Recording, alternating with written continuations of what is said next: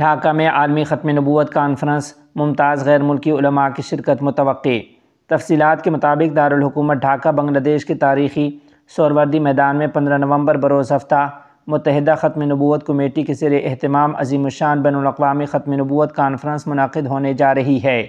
یہ کانفرنس قادیانیوں کو سرکاری طور پر غیر مسلم قرار دینے کے مطالبے کے لیے ایک مشترکہ قومی و عالمی پلیٹ فارم ثابت ہوگی۔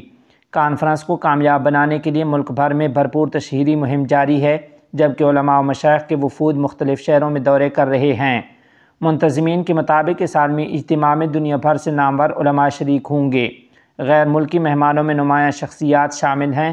پاکستان کی قومی اسمبلی کے رکن اور جمعیت علماء اسلام پاکستان کے سربراہ مولانا فضل الرحمان، دارالعلوم دیوبند بھارت کے محتمم مفتی ابوالقاسم نعمانی، جمعیت علماء ہند کے صدر مولانا سید محمود اسد مدنی، وفاق المدارس العربیہ پاکستان کے جنرل سیکرٹری مولانا قاری محمد حنیف جلندری، سعودی عرب کی انٹرنیشنل ختم نبوت موومنٹ کے نائب امیر شیخ عبدالرؤوف مکی، جامعۃ الازہر مصر کے ممتاز پروفیسر ڈاکٹر شیخ مصعب نبیل اور بنوری ٹاؤن کراچی کے نائب محتمم ڈاکٹر احمد یوسف بنوری۔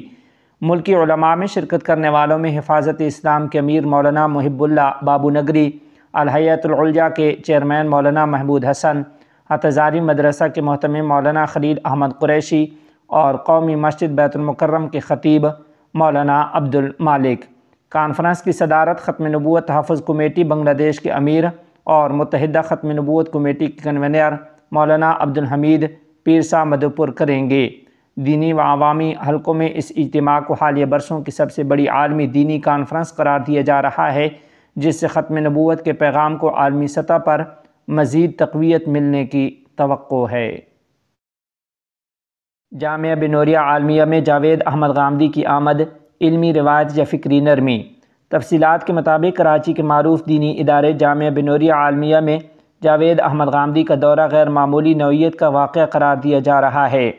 غامدی صاحب کے بعض افکار طویل عرصے سے دینی حلقوں میں شدید اختلاف اور تنقید کا باعث رہے ہیں۔ اس تناظر میں ان کا ایک بڑے دیوبندی مدرسے میں استقبال اور نشست کئی سوالات کو جنم دے رہی ہے۔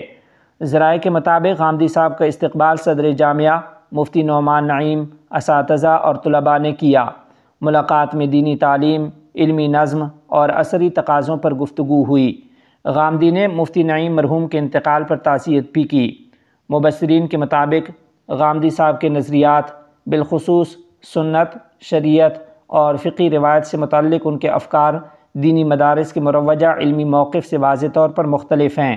ایسے میں ان کا جامعہ بنوریہ عالمیہ جیسے مرکزی ادارے میں خیر مقدمی انداز میں پذیرائی پانا علمی کشادگی کے ساتھ ساتھ ایک فکری آزمائش کے پہلو سے بھی دیکھا جا رہا ہے۔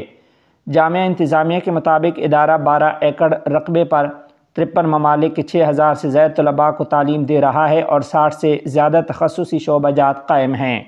جامعہ کی بنیاد تقریباً 40 برس قبل قاری عبدالحلیم صاحب نے رکھی تھی، جو مولانا محمد یوسف بنوری رحمہ اللہ کے شاگرد تھے، اور بعد میں مفتی نعیم نے اسے ایک فعال دینی مرکز کی حیثیت دی۔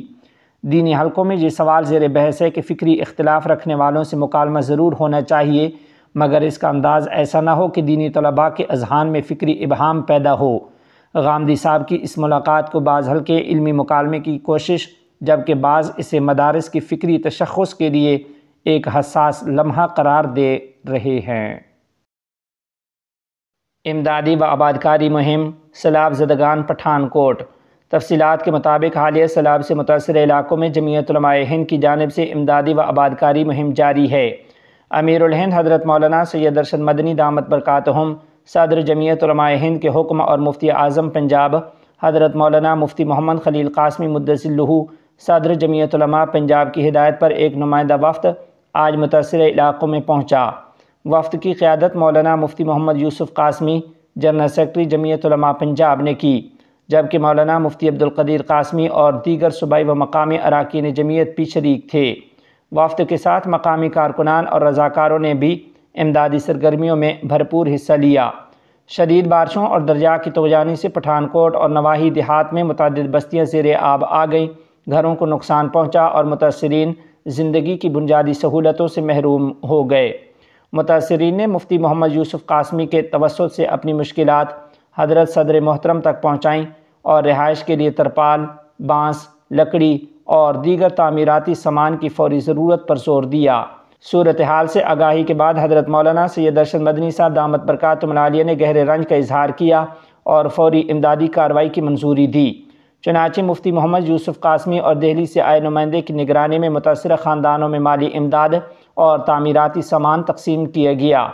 امدادی تفصیلات کے مطابق متاثرہ خاندانوں کو 15,000 روپے فی خاندان مالی تعاون فراہم کیا گیا، جبکہ رہائش کی بحالی کے لیے ترپال، لکڑی، رسی، کیل اور دیگر ضروری سامان تقریباً 35,000 روپے مالیت بھی تقسیم کیا گیا۔ متاثرین نے جمعیت علماء ہند اور جمعیت علماء پنجاب کی قیادت کا دلی شکریہ ادا کیا اور کہا کہ مشکل کی اس گھڑی میں جمعیت کی بروقت امداد نے ان کے حوصلے بحال کر دیے ہیں۔ تحفظ عقیدہ کے عنوان پر 2 روزہ تربیتی کیمپ کا انعقاد۔ تفصیلات کے مطابق مجلس تحفظ ختم نبوت کانپور کی جانب سے مولانا امین الحق عبداللہ قاسمی، جانشین مولانا متین الحق اسامہ قاسمی رحمہ اللہ و جنرل سیکرٹری جمعیت علماء اتر پردیش کی نگرانی میں 2 روزہ تربیتی کیمپ منعقد ہوا، جس میں دارالعلوم دیوبند، لکھنؤ، حیدرآباد اور ملک کے مختلف حصوں سے ممتاز علماء اکرام نے شرکت کی۔ کیمپ کا مقصد عقائد کی درستگی، دینی فہم و بصیرت میں اضافہ اور علماء و ائمہ کو فکری جلغار کا مقابلہ کرنے کے لیے تیار کرنا تھا۔ اس موقع پر کانپور و اطراف کے درجنوں اضلاع سے علماء، ائمہ اور خطباء کی بڑی تعداد شریک ہوئی۔ صدر مجلس دارالعلوم دیوبند مولانا مفتی محمد راشد اعظمی صاحب دامت برکاتہم العالیہ نے خطاب کرتے ہوئے کہا کہ اکابر دیوبند نے دفاع صحابہ رضوان اللہ علیہم اجمعین میں نمایاں خدمات انجام دی ہیں۔ صحابہ اکرام رضوان اللہ علیہم اجمعین دین کے دروازے اور امت کے لیے رہنمائی کی مینار ہیں۔ ان کی عظمت و عصمت کا تحفظ ایمان کا حصہ ہے۔ مفتی عبدالقوی حیدرآباد نے کہا کہ عقائد کا تحفظ دراصل دین حق کی حفاظت ہے۔ صحابہ اکرام رضوان اللہ علیہم اجمعین کے اعمال ہمارے لیے نمونہ ہیں اور ان پر طعن کرنے والے دراصل دل کی کجی میں مبتلا ہیں۔ مولانا طلحہ قاسمی نقشبندی نے کہا کہ نبوت محمدیہ صلی اللہ علیہ وسلم کے خلاف سب سے پہلی بغاوت رافضیت تھی، جو اہل بیت کے نام پر نبوت دشمنی کی تحریک ہے۔ مولانا عبدالعلی فاروقی لکھنؤ نے شاہ عبدالعزیز محدث دہلوی رحمہ اللہ اور امام اہل سنت علامہ مولانا عبدالشکور فاروقی رحمہ اللہ کے علمی خدمات کو خراج تحسین پیش کرتے ہوئے کہا کہ رافضی عقائد کا مؤثر رد انہی بزرگوں کے علمی منہج پر ممکن ہے۔ مولانا محمد یحییٰ نعمانی نے رافضیت کے پس منظر پر گفتگو کرتے ہوئے کہا کہ یہ فتنہ عبداللہ بن سبا کی سازش کا نتیجہ ہے جس نے امت میں تفرقہ پیدا کیا۔ اختتام نشست میں مختلف علماء نے ختم نبوت، فضائل سیدنا صدیق اکبر رضی اللہ تعالی عنہ، اہل بیت و صحابہ اکرام رضوان اللہ علیہم اجمعین کے باہمی تعلقات جیسے موضوعات پر علمی گفتگو کی۔ کیمپ میں صوبہ کے 400 سے زائد علماء، ائمہ و خطباء نے شرکت کی اور دین حق کے تحفظ کے عزم کا اظہار کیا ہے۔ الامین تنظیم کے زیر اہتمام منعقد کی گئی 3 روزہ تفسیر القرآن کانفرنس کامیابی سے اختتام پذیر، منتظمین کا اظہار تشکر۔ تفصیلات کے مطابق الامین تنظیم کے زیر اہتمام ہتھزاری بنگلہ دیش کے پارپتی ماڈل گورنمنٹ ہائی اسکول میدان میں منعقدہ 3 روزہ عظیم الشان تفسیر القرآن کانفرنس بفضل خدا کامیابی کے ساتھ اختتام پذیر ہو گئی ہے۔ اس موقع پر تنظیم کے صدر مولانا محمود حسن فتح پوری اور جنرل سیکرٹری محمد احسان اللہ نے اللہ تعالیٰ کے حضور شکر و حمد کے ساتھ ساتھ تمام معاونین، منتظمین اور شرکائے محفل کا تہہ دل سے شکریہ ادا کیا۔ انہوں نے اپنے بیان میں کہا کہ یہ 21واں عظیم الشان تفسیر القرآن اجتماع اللہ تعالیٰ کے فضل، رحمت، علماء و طلباء کی محنت، عوام کی دعاؤں اور سب کی بھرپور شرکت سے غیر معمولی کامیابی کے ساتھ مکمل ہوا۔ انہوں نے خصوصی طور پر ہتھزاری تحصیل و تھانہ انتظامیہ، خفیہ اداروں کے افسران، شمالی چٹاگان کے تمام دینی مدارس کے محتممین، ائمہ و خطباء، ہتھزاری کالج و اسکول کے ذمہ داران، تاجر برادری، مختلف اسلامی تنظیموں اور صحافتی اداروں کا دلی شکریہ ادا کیا ہے۔ بیان میں مزید کہا گیا کہ حفاظت اسلام ہتھزاری، اسلامی تحریک بنگلہ دیش، جمعیت علماء اسلام بنگلہ دیش، خلافت مجلس بنگلہ دیش، نظام اسلام پارٹی، ہتھزاری پریس کلب، دیگر صحافتی انجمنوں، پرنٹ اور الیکٹرانک میڈیا کے تمام نمائندوں کا کردار نہایت مثالی اور تعاون لائق تحسین رہا۔ اسی طرح دارالعلوم ہتھزاری کے اساتذہ، طلباء، کارکنان اور رضاکاروں کو بھی سراہا گیا جنہوں نے دن رات محنت اور قربانی کے جذبے سے خدمت انجام دی ہے۔ انہوں نے کہا کہ دیندار بھائیوں اور ماؤں بہنوں کی دعاؤں، مالی امداد، محنت اور محبت نے اس اجتماع کو کامیابی سے ہمکنار کیا۔ بیان میں الامین تنظیم کے مخلص نوجوانوں کو بھی خراج تحسین پیش کیا گیا، جن کی شب و روز کی محنت اور خلوص اس کامیابی کی بنیاد بنا۔ رہنماؤں نے کہا کہ اس قدر عظیم اجتماع کسی ایک تنظیم کی بس کی بات نہیں تھی، بلکہ یہ اللہ تعالیٰ کی خاص رحمت، سب کے تعاون اور اجتماعی جذبہ خدمت کا نتیجہ ہے۔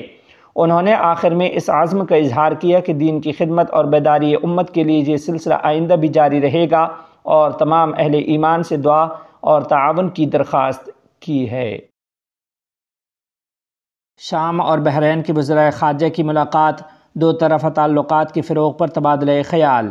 تفصیلات کے مطابق شام کے وزیر خارجہ و امور تارکین وطن اسد حسن الشیبانی نے منامہ میں منعقدہ حوار المنامہ 2025 کے موقع پر بحرین کے وزیر خارجہ ڈاکٹر عبداللطیف بن راشد الزیانی سے ملاقات کی ہے۔ ملاقات میں شام اور بحرین کے درمیان دو طرفہ تعلقات کو مزید مضبوط بنانے، مختلف شعبوں میں تعاون کے فروغ اور علاقائی و عالمی امور پر تفصیلی تبادلہ خیال کیا گیا۔ دونوں وزرائے خارجہ نے علاقائی امن و استحکام کے لیے مشترکہ تعاون اور ہم آہنگی پر زور دیا، اور اس بات پر اتفاق کیا کہ تعلقات کو نئی جہتوں تک وسعت دینے کے لیے رابطوں کا سلسلہ جاری رکھا جائے گا۔